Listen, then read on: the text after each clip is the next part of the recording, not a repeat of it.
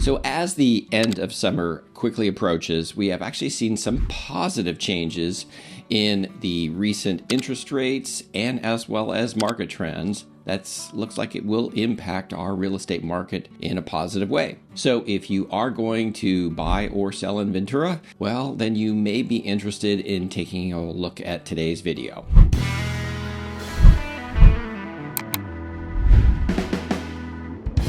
Now, I'm Harold Powell, a local real estate agent serving Ventura and the surrounding communities. So if you like my content and want to stay up to date on all things real estate, well, then I suggest hitting the like, subscribe, and bell icon to be notified of future content. So today, interest rates actually have significantly improved over the past 60 days with the impending rate cut by the Fed.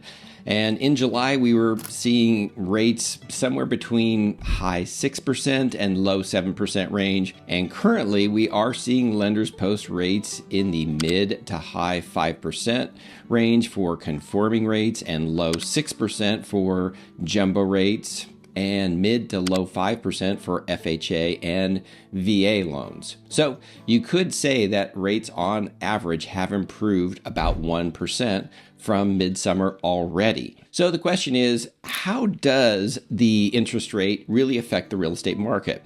Well, in a nutshell, buyers have more purchasing power. So as an example, if a buyer is getting a loan for $800,000, at 7%, the payments are equivalent to $5,322 a month, and at 6%, it's $4,096 a month. So this equates to lowering the payment to about $526 a month.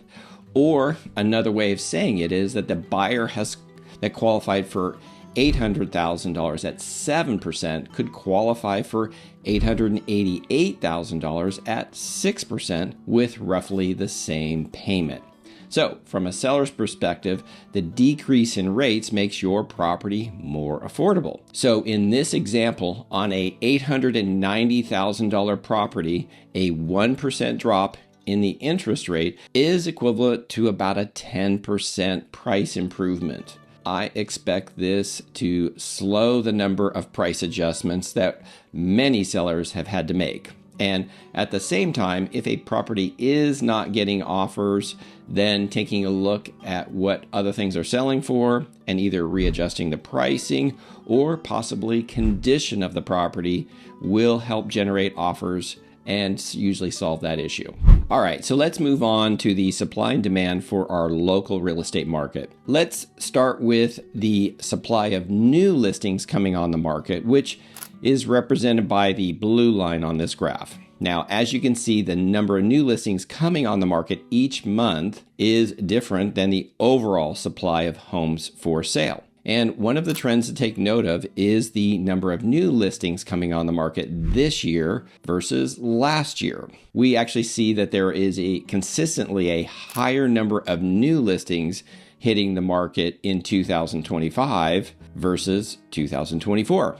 And naturally, this has contributed to our overall increase in supply of homes for this past year. Now, one other important change to note here is the 22% drop of new listings for August 2025.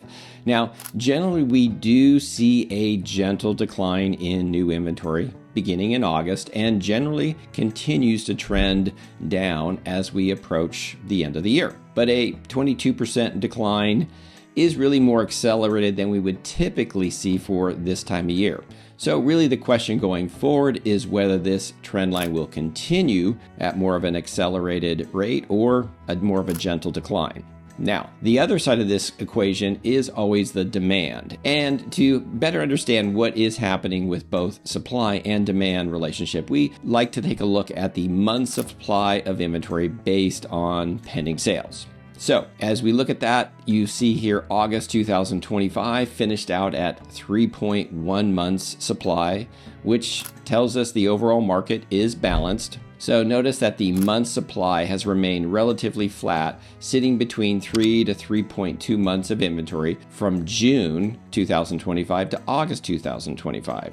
So this is definitely a break in the previous trend where we actually saw a steady increase in supply from the end of last year at 2.2 months supply to 3.2 months supply in June of this year. So this is telling us the market supply and demand is really leveling out and the overall market is more stable currently. Now, going forward with the recent drop in interest rates, I will be looking to see a possible uptick in demand that would obviously show up in coming months' pending sales and solds. So today's takeaways really are that inventory levels will likely continue to decline throughout the end of the year, and demand may actually pick up as rates decline. So if this does happen, we could drop back more into a seller's market under 3 months supply of inventory.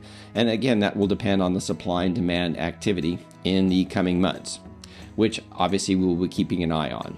In the meantime, obviously buyers will have a reasonable amount of choices and sellers may see a slight uptick in demand as buyers who were on the fence now get off the fence with the lower interest rates. All right, well, I hope you enjoyed today's video. If so, give it a thumbs up. Thanks.